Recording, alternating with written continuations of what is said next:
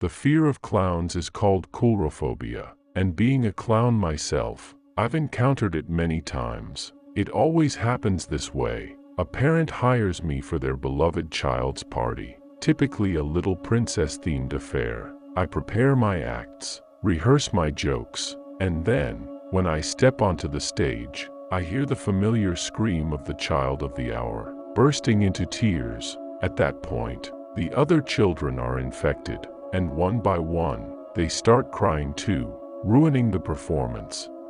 Every time before going on stage, I hope with all my heart that there won't be a frightened child to spoil my evening. But coulrophobia is becoming more and more widespread. The ironic thing is, I've made comedy my life. I perform as a clown as a paid hobby, but my real job is a comedian.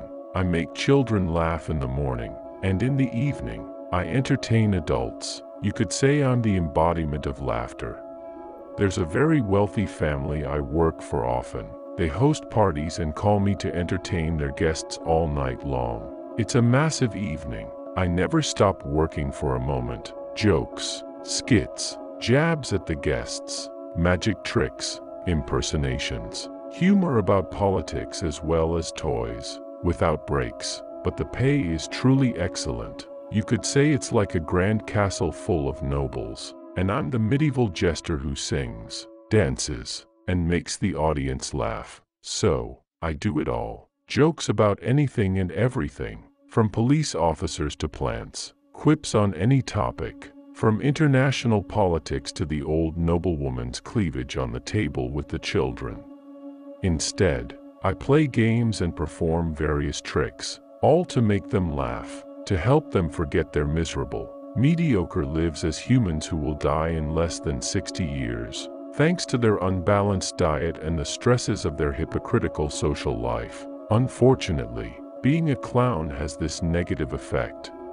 Have you ever told a joke so many times that the first time you laugh along with the audience, and the more they laugh, the more you laugh too? The second time, you laugh a little less, the third time even less, the fourth time, you don't laugh anymore. Being a comedian and a clown means staying up to date with the latest jokes, and I know them all by heart. Every time, I have to come up with something new for them. Every time the jokes expire and need replacing, they laugh, and I don't. All these jokes have saturated me. I can't laugh spontaneously anymore. I know all possible jokes by heart, and even the new ones I discover or create follow the same predictable formulas. I have to make their lives happy, but nothing makes me happy.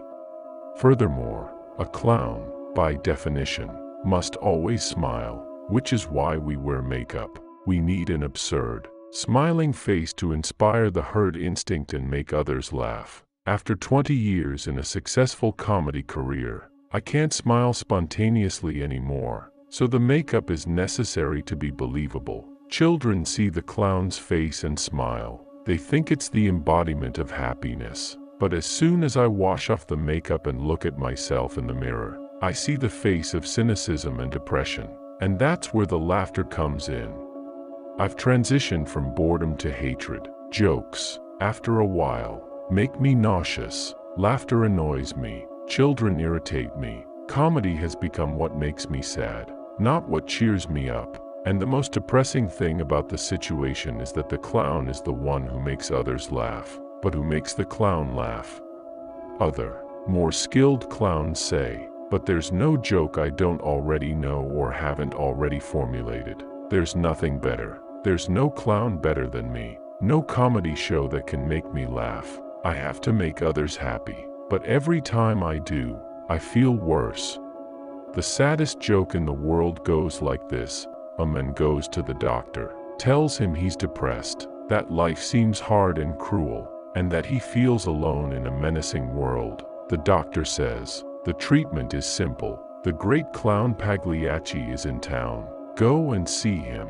That should pick you up. The man bursts into tears, and the doctor says, Pagliacci is me. Good one. Everybody laughs. Drum roll. The curtain falls. Pagliacci is me.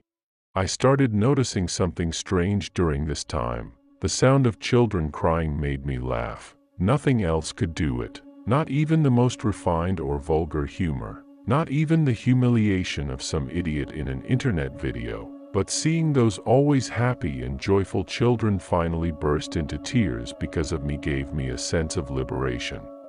I felt like a void was sucking up all my melancholy, and I burst out laughing. The laughter, however, was different from usual. It wasn't the normal laughter you get from a joyful joke, but a deeper, more animalistic, uncontrollable laughter. The other children, one by one, got scared by my laughter and started crying too, but that only made me happier. Some might call me sick, but I'm perfectly normal.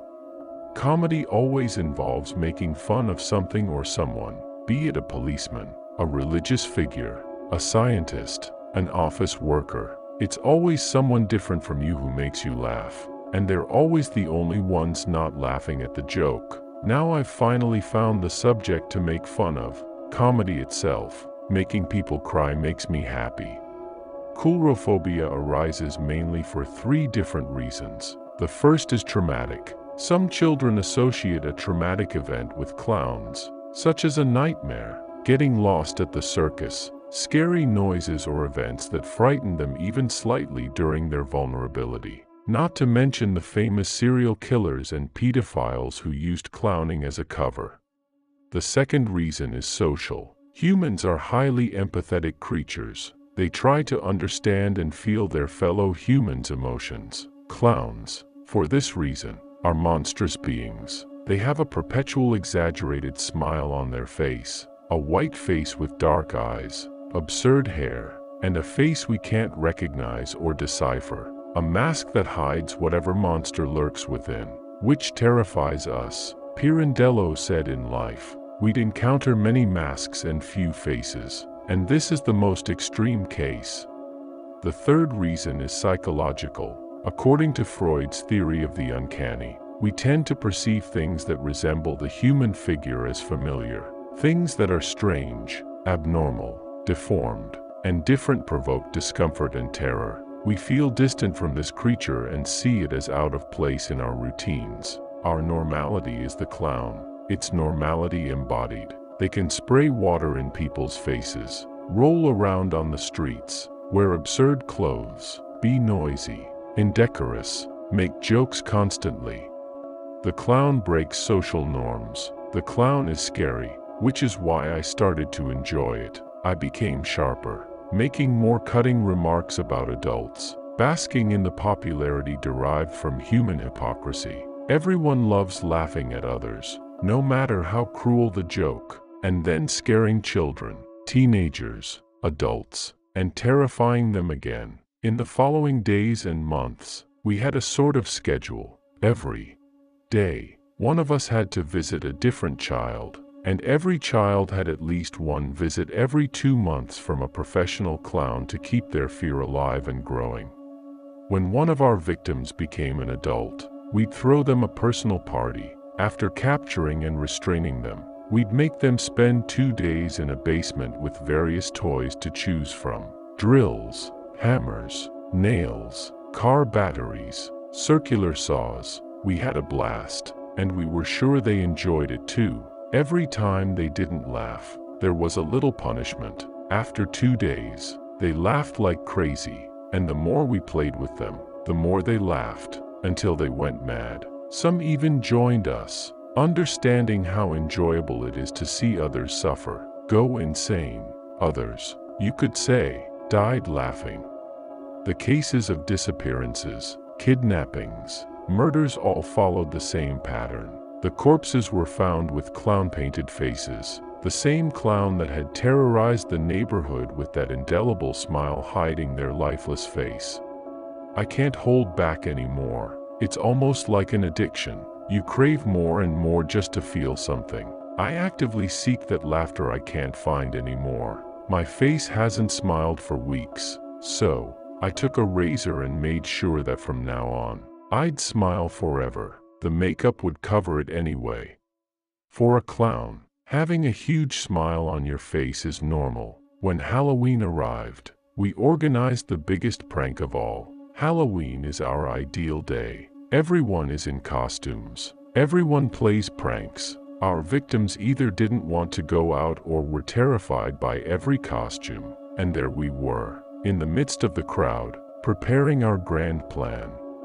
For Halloween, we arranged a grand circus, a show that would forever mark this small town. The show began, and in the meantime, members of our little club were roaming the city, throwing rotten eggs and toilet paper at houses. Throughout the show, we did the usual things: somersaults, pranks, games, and magic tricks, and we laughed heartily, both us and the audience.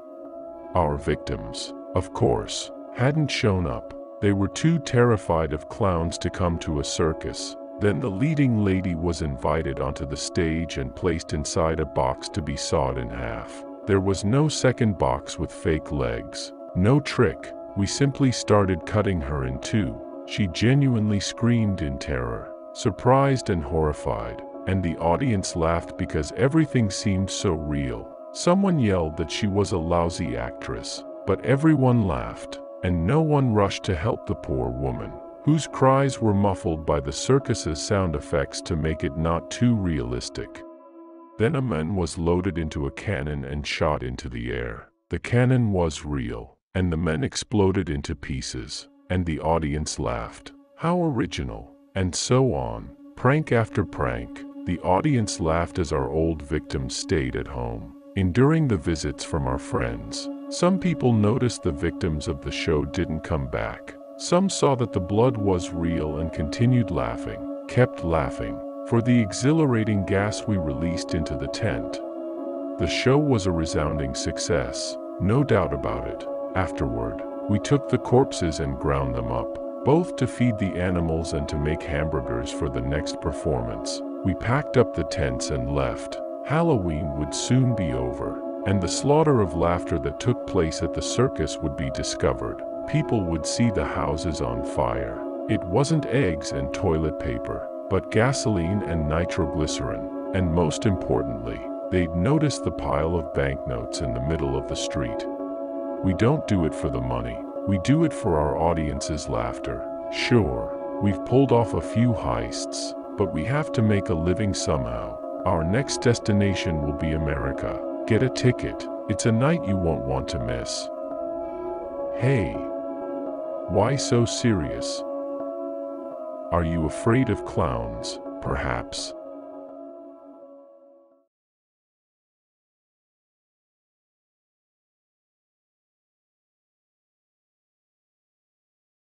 Thank you for listening to this story. If you enjoyed it, please like and subscribe to the channel for more creepypastas. Until the next one.